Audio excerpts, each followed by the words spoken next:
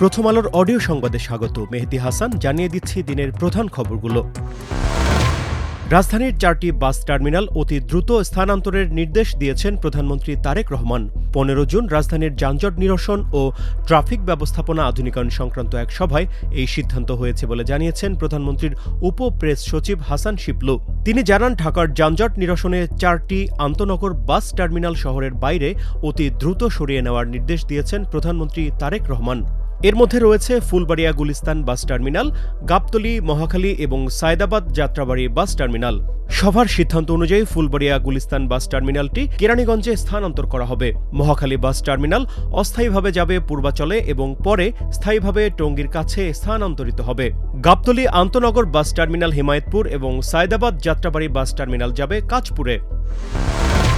প্রধানমন্ত্রীর উপদেষ্টা জাহেদ উর রহমানকে দিল্লির বিমানবন্দরে আটকে দেওয়ার ঘটনাকে অনাকাঙ্ক্ষিত ও দুঃখজনক বলেছেন পররাষ্ট্রমন্ত্রী খলিলুর রহমান। 15 জুন পররাষ্ট্র মন্ত্রণালয়ে সাংবাদিকদের এক প্রশ্নের জবাবে একথা বলেন তিনি। এ বিষয়ে পররাষ্ট্র মন্ত্রণালয় যথাযথ ব্যবস্থা নিচ্ছে এবং পরবর্তী সময়ে আনুষ্ঠানিক বিবৃতির মাধ্যমে এ বিষয়ে সরকারের অবস্থান স্পষ্ট করা হবে। সোমবার থেকে দিল্লিতে অনুষ্ঠেয় ইন্ডিয়ান ওশান রিম অ্যাসোসিয়েশনের 2 দিনব্যাপী বৈঠকে অংশ নিতে রোববার সন্ধ্যায় দিল্লির ইন্দিরা গান্ধী আন্তর্জাতিক বিমানবন্দরে পৌঁছান প্রধানমন্ত্রীর পলিসি ও স্ট্র্যাটেজি, তথ্য ও সম্প্রচার মন্ত্রণালয় এবং সংস্কৃতি বিষয়ক উপদেষ্টা জাহেদ উর রহমান। ওই বৈঠকে তার বাংলাদেশ প্রতিনিধি দলের নেতৃত্ব দেওয়ার কথা ছিল। 6 নবজাতকের মৃত্যুর ঘটনায় হাসপাতালের লাইসেন্স বাঁচাতে কোটি কোটি টাকা নিয়ে স্বাস্থ্যমন্ত্রীর পেছনে ঘোরার অভিযোগ সঠিক নয় বলে দাবি করেছেন আদ্দিন ফাউন্ডেশনের নির্বাহী পরিচালক শেখ মহিউদ্দিন। 15 জুন বিকেলে রাজধানীর মগবাজারে অবস্থিত আদ্দিন হাসপাতালের নিচতলায় আয়োজিত সংবাদ সম্মেলনে এক প্রশ্নের জবাবে শেখ মহিউদ্দিন এই দাবি করেন।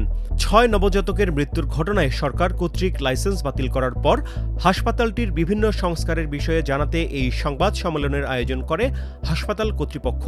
গত শনিবার নরসিংদীতে এক অনুষ্ঠানে স্বাস্থ্যমন্ত্রী সর্দার মোহাম্মদ সাখাওয়াত হোসেন দাবি করেন আদ্দিন হাসপাতাল তার পেছনে কোটি কোটি টাকা নিয়ে ঘুরেছে, কিন্তু তার টাকার প্রতি কোনো লোভ নেই। দীর্ঘ সংঘাতের পর অবশেষে যুদ্ধ থামানোর ঐতিহাসিক সিদ্ধান্ত নিল যুক্তরাষ্ট্র ও ইরান। স্বাক্ষরিত হতে যাচ্ছে শান্তি চুক্তি। এর সঙ্গে যুক্ত হবে লেবাননের সংঘাত বন্ধের বিষয়টিও। ইরানের সুপ্রিম ন্যাশনাল সিকিউরিটি কাউন্সিলের সচিবালয় জানিয়েছে 15 জুন রাত থেকে সব ফ্রন্টে এমনকি লেবাননেও যুদ্ধ ও সামরিক অভিযান স্থায়ীভাবে বন্ধ হবে। তবে চুক্তির সুনির্দিষ্ট শর্তাবলী এখনও পুরোপুরি প্রকাশ করা হয়নি। এই ঘোষণার পরই সবচেয়ে বড় খবর, বিশ্বের অন্যতম গুরুত্বপূর্ণ সমুদ্র পথ হরমুজ প্রণালী আবার খুলে দেওয়ার কথা বলা হয়েছে। এই চুক্তির ফলে ইরানের ওপর মার্কিন অবরোধ স্থগিত হবে, হরমুজ প্রণালী আবার উন্মুক্ত হবে এবং তেহরানের পারমাণবিক কর্মসূচি নিয়ে 60 দিনের আলোচনা শুরু হবে বলে আশা করা হচ্ছে। বিশ্বকাপ ইতিহাসে নতুন এক মাইলফলক গড়েছে জার্মানি।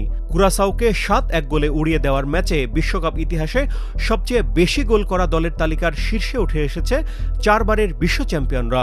এই ম্যাচের আগে বিশ্বকাপে জার্মানির মোট গোল ছিল 232টি। কুরাসাওয়ের জালে 7 বার বল জড়িয়ে সেই সংখ্যা এখন পৌঁছেছে 113 ম্যাচে 239-এ। তাতে বিশ্বকাপে সর্বোচ্চ গোলের তালিকায় এতদিন শীর্ষে থাকা ব্রাজিলকে পেছনে ফেলেছে জার্মানি।